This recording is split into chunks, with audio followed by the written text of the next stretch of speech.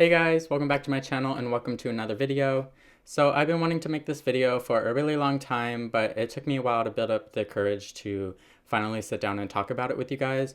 I'm finally at that point where I feel a lot more comfortable with sharing some of my personal life, and it's going to be a little bit more personal, a little less like uplifting, but I still want to share my story and maybe inspire some of you guys. Basically, I'm just going to make a story time about something that I went through a few years ago. As many of you may know, on my Twitter, I frequently post about this. It's something that I'm very open about on Twitter, and I finally want to be open about it on...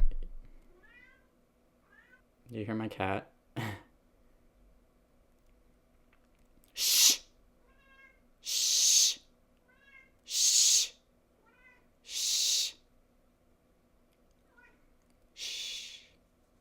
And I was always worried about what people would think about me, but right now I'm at the point where I don't really care what people think about me. The worst that can happen is maybe I get a few like hate comments, but that's nothing I've never seen before. I first want to start by saying that I'm not looking for attention. I'm just trying to share my story with you guys and maybe help someone in a similar situation, or if you know of anyone that's in a similar situation, maybe this will give you some tips on how to help them. So let me get straight to the point. This whole video is about my past abusive relationship. About a few years ago, way before I met Thomas, I was in a very physically and mentally abusive relationship, and I've tried to open up to loved ones and friends about this before, and a lot of times they just brush it off or act like they don't want to hear it or act like it's not important.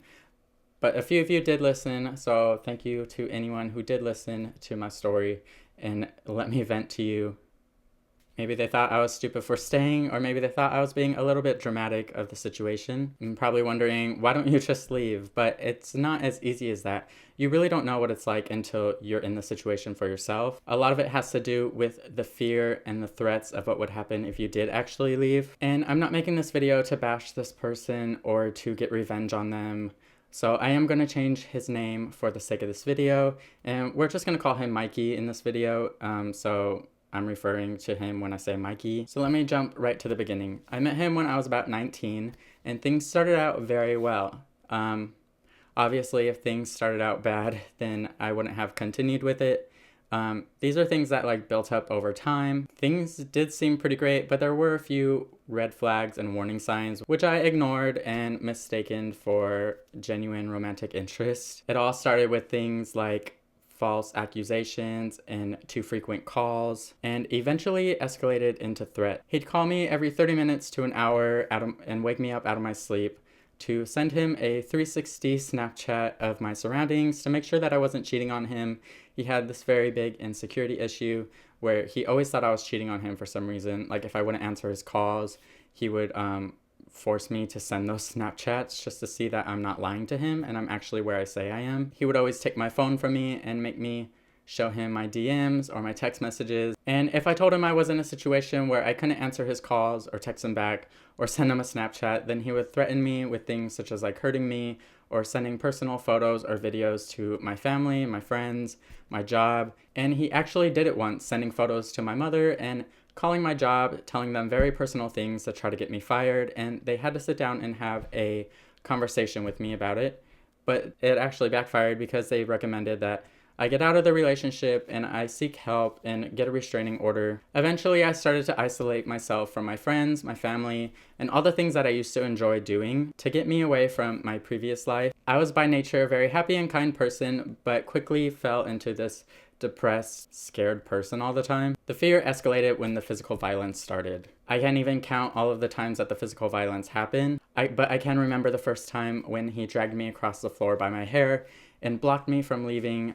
He basically barricaded the door so that I couldn't leave. Punching, pushing, restricting my movements, and destroying my personal stuff were all things that would happen when simply threatening me or humiliating me in public was simply not enough. And it finally occurred to me after a year of brainwashing and manipulation that I was in an abusive relationship. I finally confided in someone to get help after the last time that I saw him, when he basically held me hostage by taking my phone and blocking the doorway. And when I finally got a hold of my phone, I sent my mother my location and he flipped out. He ran outside, he threw my phone in the street, and he completely shattered it. And then things started to get very physical and he started smashing the phone into my head.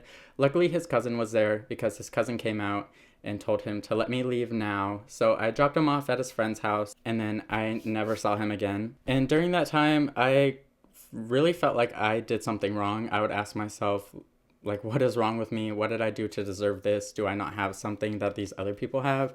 Did I do something to deserve this? And like I said, you really have to be in the situation to know why people stay with their abuser. At the time, I wasn't thinking, and maybe it's a little bit like, you probably think it's like a little bit pathetic of me to stay with him. Like, why didn't I just leave? But it's really not that easy. You have to go through the situation to know yourself why I would stay. Stalking and harassment that included a range of threats from "I'll make your life so miserable that you'll kill yourself," or "your mother is not going to be around for much longer" followed. After starting the process of getting a restraining order and moving on with my life, it's taken me a while to feel confident again. And still to this day, the thought of getting close to someone new is a little bit shaky. I still feel wounded, but I've learned some very valuable lessons in the situation and the difference between control and love. And it was when I was reaching out for help that I realized that there's not enough help for male domestic violence victims.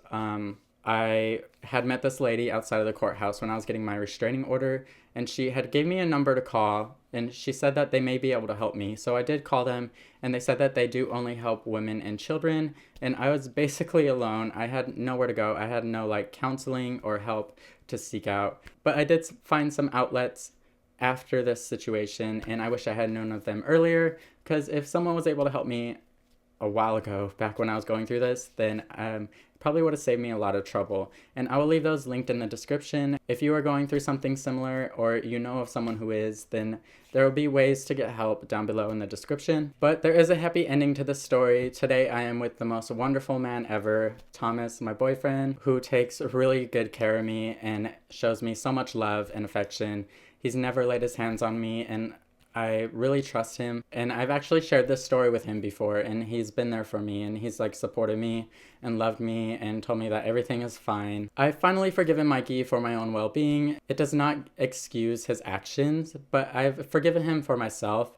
I've forgiven him so I can move on from the situation and not dwell on it anymore. And I'm finally happy again and in love with the most wonderful man ever. I guess I just wanted to share my story with you guys and maybe help someone who's going through something similar or know someone who is. I'd like to thank those of you who have listened to me in the past, or those of you who watched this video throughout and allowed me to vent to you. My advice to anyone in a similar situation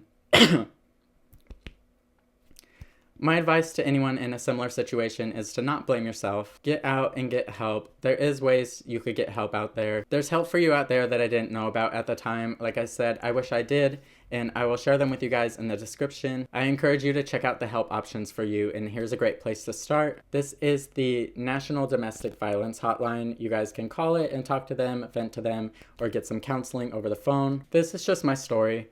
And if you guys take anything from this video, I just want it to be that you realize men could be victims too, whether in a gay or straight relationship. It can happen to anybody. And there needs to be more sources of getting help out there and more of a support system for everybody. And don't you dare say this is some kind of manifest movement, because this is not about anything other than just being treated fairly, and the fact that there should be help options for us out there. And there's this kind of like stigma around men in abusive relationships that they could just fight back, or they need to man up, or they just need to like deal with it. But I do know that when I was trying to seek help, there were not very many options for me, and I would like to see more out there. Anyways, that's all I have to say for this video. I'm sorry if this video was like a little bit depressing.